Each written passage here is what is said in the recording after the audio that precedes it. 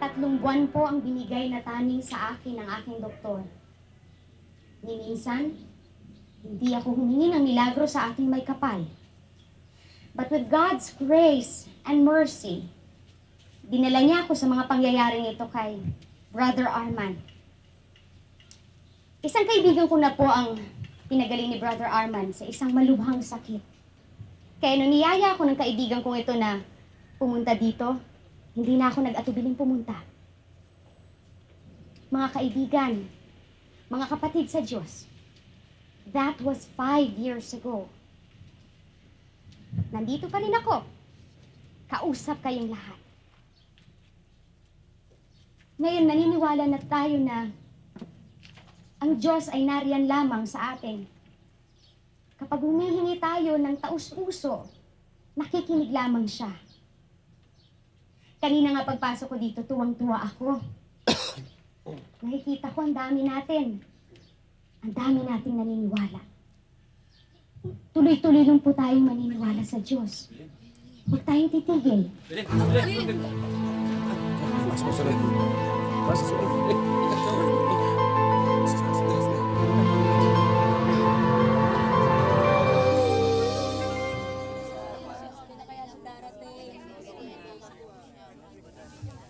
Magpahinga ka muna. Mahihilo ka lang ulit. Elena, pasensya ka na. Ano bang pasensya? Ikaw nga itong napapabayaan ng sarili dahil sa pagsisilbi mo dito eh. Sabi ni Mang Ignacio, hindi ka raw nananghalian dahil mamadali kang pumunta rito. Kaya ka siguro nahilo. Sobra rin kasing init kanina eh.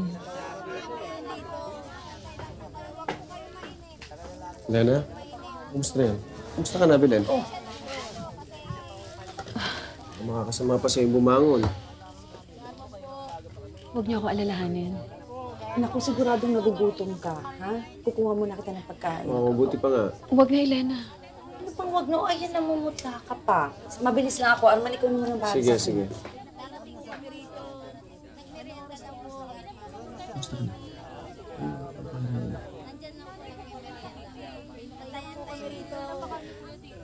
Arman, natatakot ako. Bakit? May sakit ka ba? Baka buntis ako. Nagpatingin ka na ba? Sigurado ka ba dyan? Okay ba? Makakabuti ang sabaw nito sa'yo. Salamat.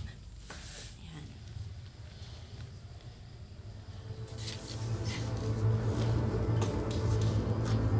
Sige, kumain ka. Di pa kumain yun eh. Oo nga.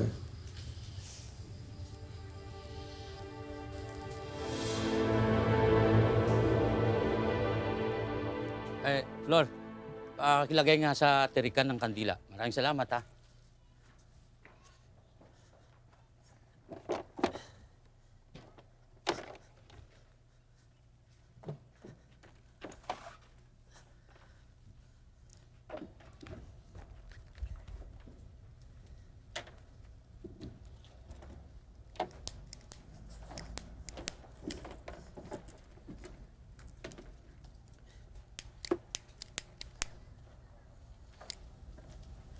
Maigme, si Belen hindi nyo kasama? Oo nga ho, eh.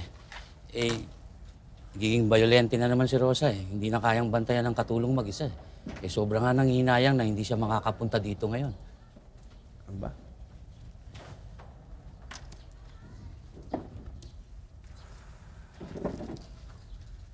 Arman, may napapansin ka ba sa anak ko? Ano napapansin? Para kasing nagiging lalong malungkutin itong nakaraang araw, eh. Tinanong ko nga si Elena kung merong nababanggit na problema si Belen. Ano sabi ni Elena? Wala naman. Siguro namimiss siya lang si Edgar. 1 taon na rin hindi nakakauwi yun, eh. Pero di baling na. Siguradong magiging masaya naman si Belen sa birthday niya, eh. Arman, sa atin lang to, ah. Uuwi si Edgar sa 1 buwan. So, surpresahin niya si Belen. At ang sabi ni Edgar, magtatagal daw siya dito. Siguro naman, makakabuo na ng bata yung dalawa. Aba, matagal ko nang hinihintay na magkaapo.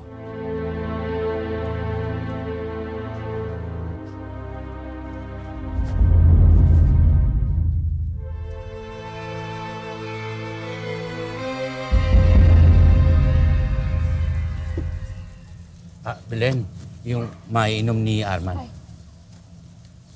Habang tumatagal, lalong umiinit. Magpapatimpla ako nito para mapresko naman tayo, no? Ako na lang yan, ikaw.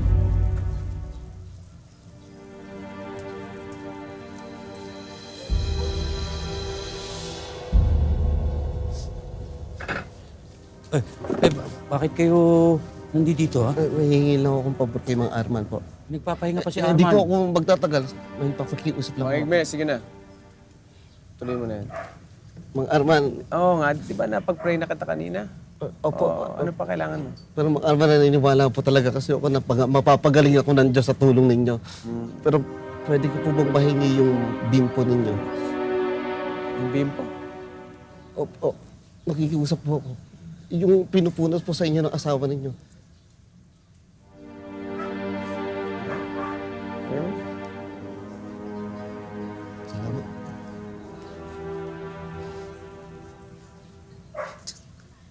Salamat po.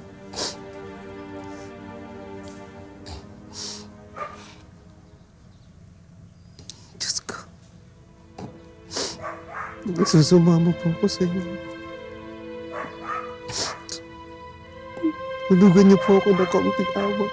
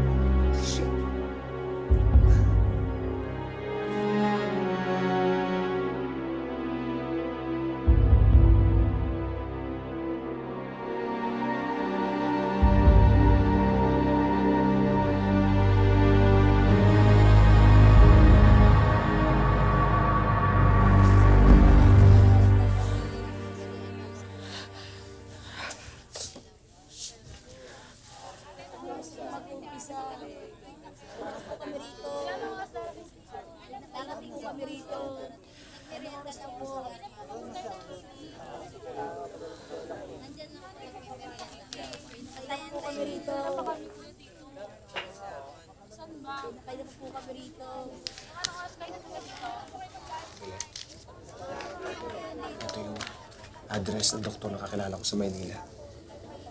Andiyan na yung perang dapat mong gamitin.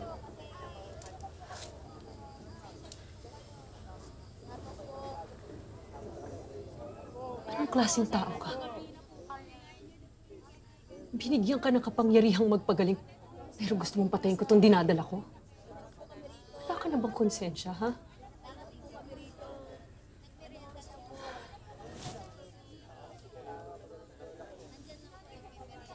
Ano kaya kung lumabas ako ngayon at ipagsigawan ko sa lahat ng tungkol dito? Siguro naman matatauhan ka.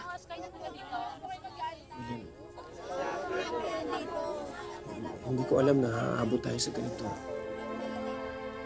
Hindi ko rin na alam kung anong dapat natin gawin.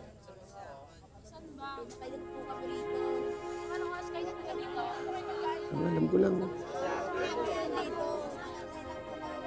maraming tao nananampalataya sa akin at naniniwala sa kakayahan ko magpagaling na may sakit.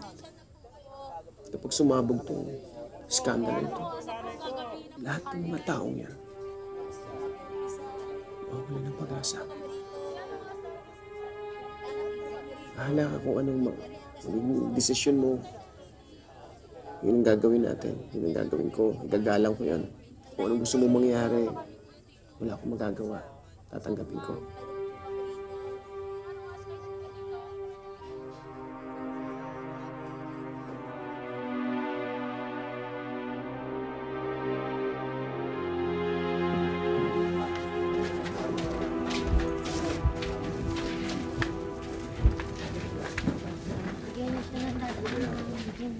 Pulang ko kayo, pulang ko kayo.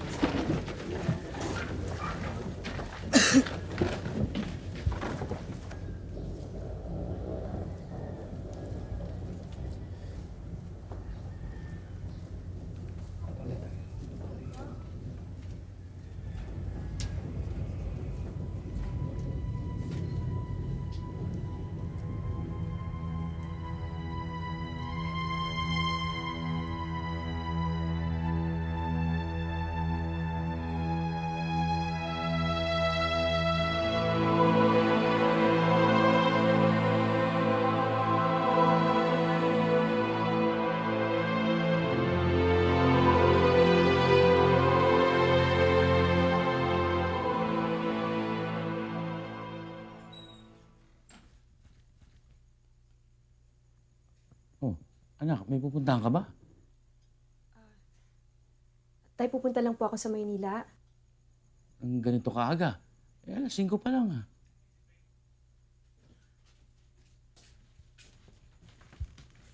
May kaibigan lang po akong pupuntahan, Tay. Uuwi rin ako mamayang gabi. Ang aga niyo yatang nagising. Yung nanay mo, hindi ako patulogin ito eh. Paano yung healing service mamayang gabi? Nagpaalam na po ako kay Arman. Alam niyang hindi ako makaka-attend mamaya. Sige anak ha, mag-iingat ka. Sige, Tay.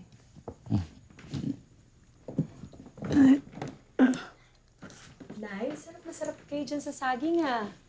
Gusto niyo pa? Nak, huwag ka nang tumuloy.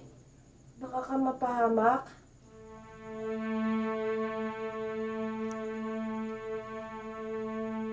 Nay?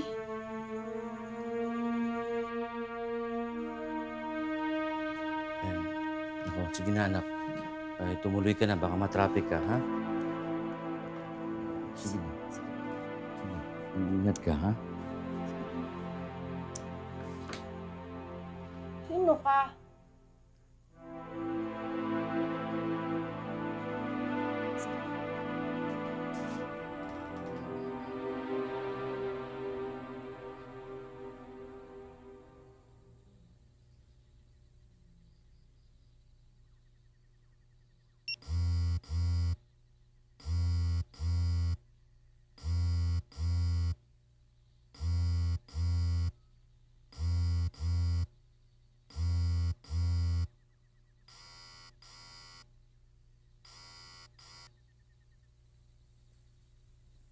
Hello? Hello?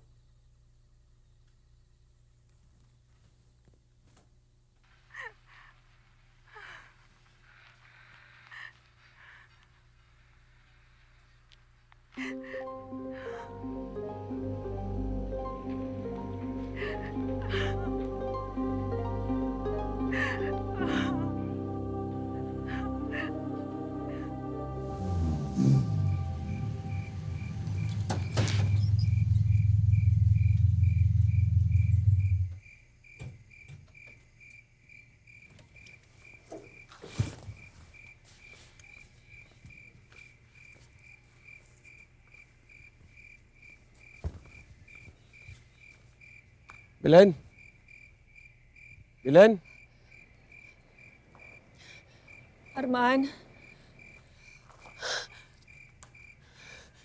Belen?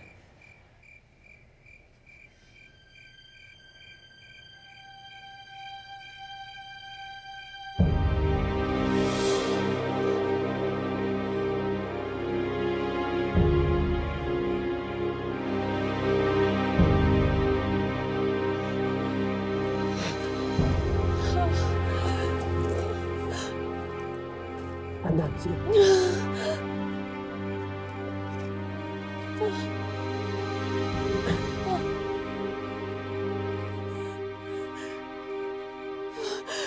Natutulog ako sa bus papunta rito. Pagising ko, basang-basa na ako ng dugo, Arman. Pinaparusahan ako ng Diyos. Nagagalit siya sa ginagawa ko. Tinatakot mo lang ang sarili mo, hindi totoo yan. Masusunog ang kaluluwa ko sa impyerno. Mapupunta ako sa impyerno, Arman. Belen. Belen!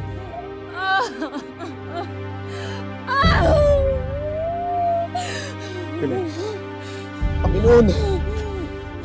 Tulungan niyo po kami, patawarin niyo po kami sa aming pagkakasala, Panginoon. Ligtas niyo po si Belen sa tiyak na kamatayan. Tulungan niyo po ako, Panginoon!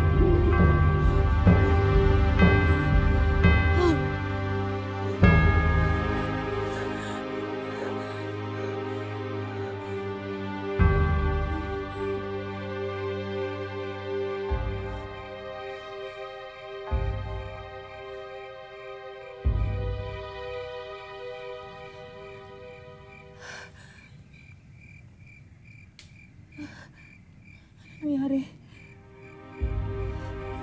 Wala nang sakit, Belen. Patuyo na, Belen.